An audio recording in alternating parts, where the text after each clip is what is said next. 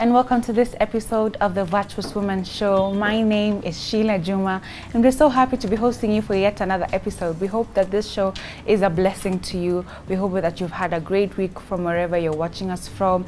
I hope you had a great Sunday. This is going to be one informative show, and if you're watching us for the first time, karibu sana. If you are a returning viewer, thank you so much for being a viewer that is always watching.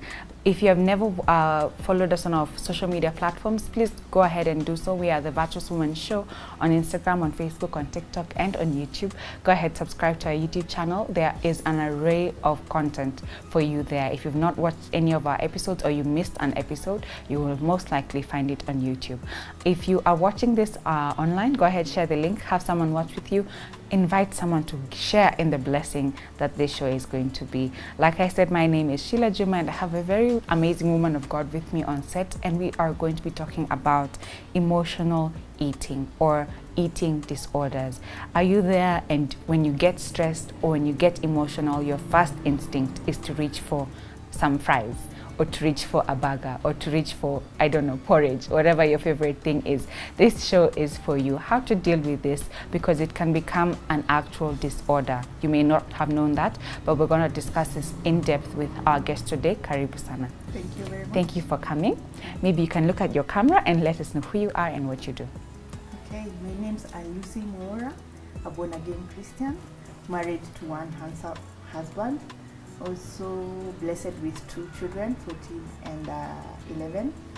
Yes, I'm a continuing student taking counseling and psychology at Park University. Ah, beautiful. You're a student. Never stop learning. No. Good. Karibu sana. Today we're talking about emotional eating. So maybe you can tell us what that is. Wow. Emotional eating is something that us as human beings, we normally don't get to understand it. And emotional eating is one thing that is a response in us that we normally don't get to know it so fast. And it's normally caused by a certain hormone called cortisol in our bodies. Cortisol? Yes, cortisol is a hormone that really craves, insists on the craving. Okay. And this happens when now you get to, okay, with our minds, we have 3 minds. Educate us. We're ready. Yes, we have 3 components. One is id. The id, it's the one that asks for gratification. So all the time, it's the one that asks for gratification. For example, if a child is hungry, will really want to be eating by that minute. So what happens, it's the id now that surpasses the other components. Okay. So when we talk about the emotional eating, this is a response that we try to cope with our feelings instead of satisfying ourselves with food. Okay. Yes. Okay. Yeah. Coping with your feelings. Yes. All right. Yes. You said there are 3 components in the brain. Yes. Can you tell us the other 2?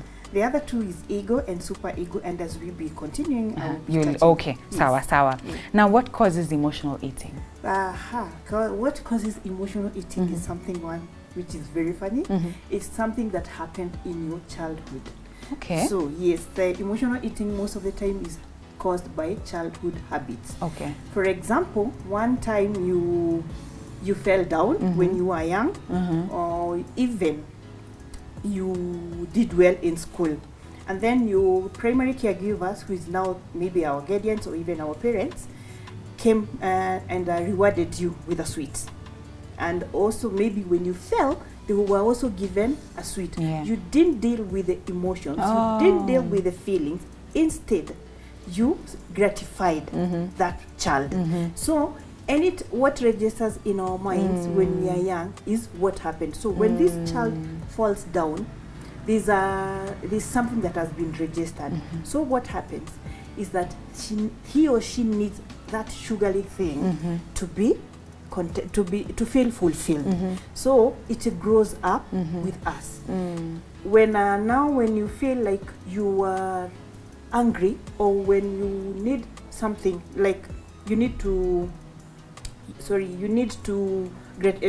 reward yourself, you still grow with these feelings. Yeah. So you feel, I need to grab a sweet. Yeah. I need to grab an ice cream for this to happen. What do I mean by this? Maybe Lucy is angered by someone. What happens the first thing? Instead of you working with your feelings as well as your emotions, you first of all think of what? You first of all think of gratifying yourself. So what happens? You hide your emotions. You go take an ice cream. You just lie to yourself, you're just going to get a cone. But this time, remember, you bought a whole kg. You start eating until it's done. So what does this happens to you?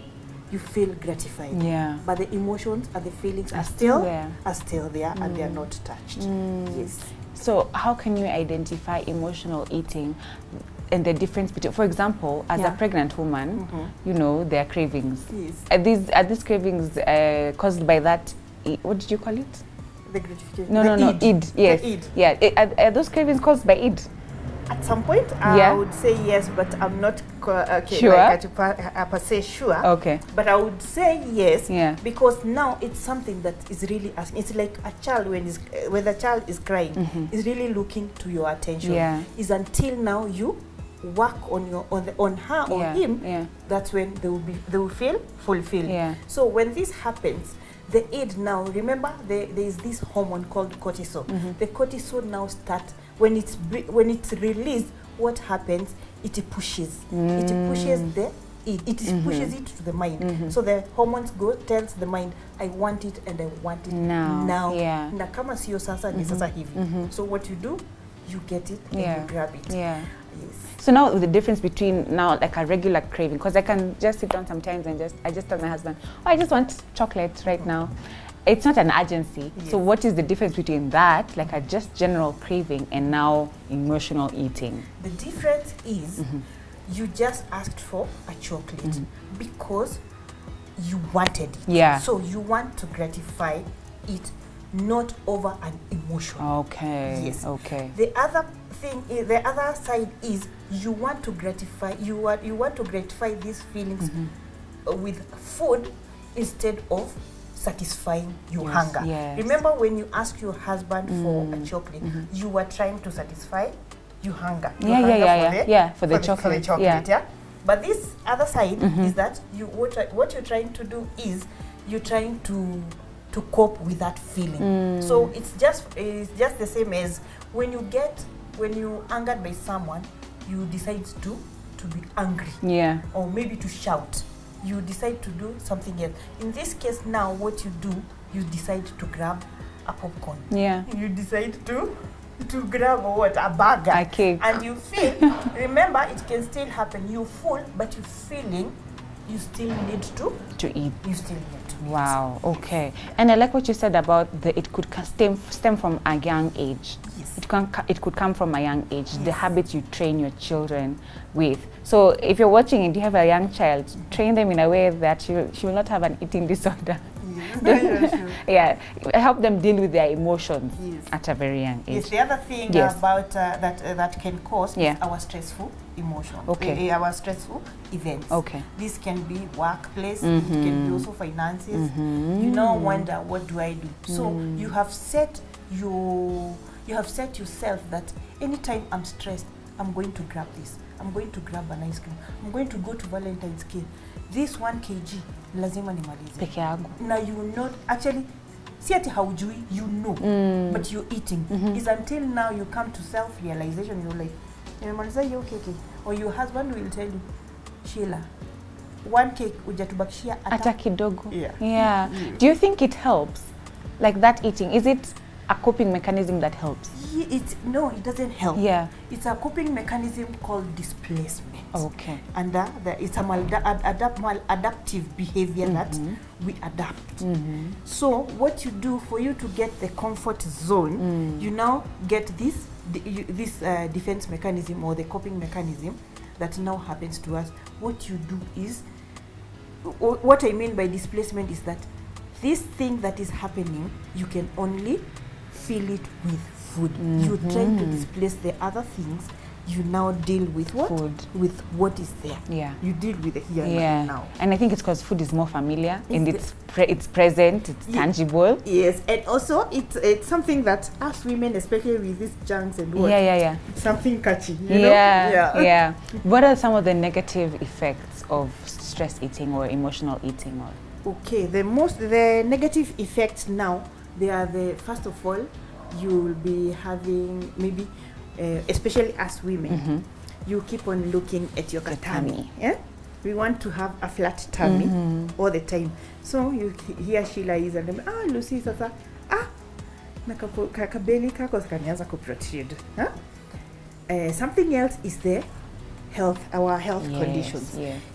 Now remember we said that cortisol produces what? It produces this cortisol produces this hormone that sends a message, and this cortisol always craves for salty, sugary, and also fatty foods. So what happens to our bodies?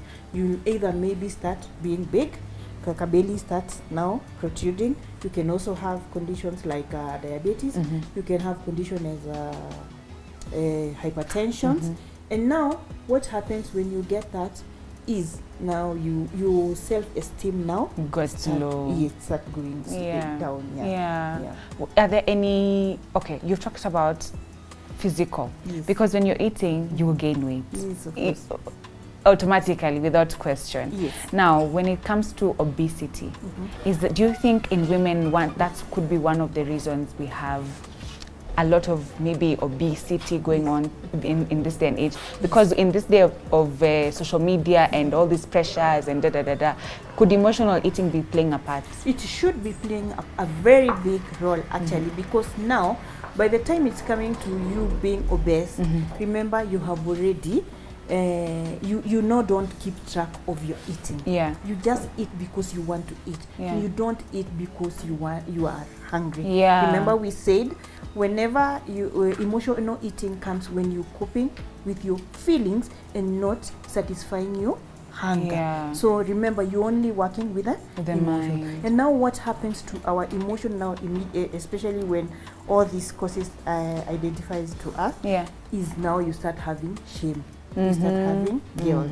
Yes. Yeah, and that plays now into your self-esteem and all that. And this now where the third component of our mind comes, which is super ego now shows you, it's the morality part of it. Yes. It's now the shame. How does this affect our relationships? Yes, okay. It will really definitely, like it will make you maybe start now feeling withdrawing, isolating yourself from others, because now you're finding you're already feeling shameful and you're already guilty. I don't know if I come to Sheila, what will she say? Or even when now maybe you're in that age, you want now you to indulge yourself into relationship. You know, start saying, will they accept me with the way I look? Yes. Wow, this is a very heavy topic, and we'll be right back after this very short break. We have to take a break, and we'll be right back with this topic of eating disorders.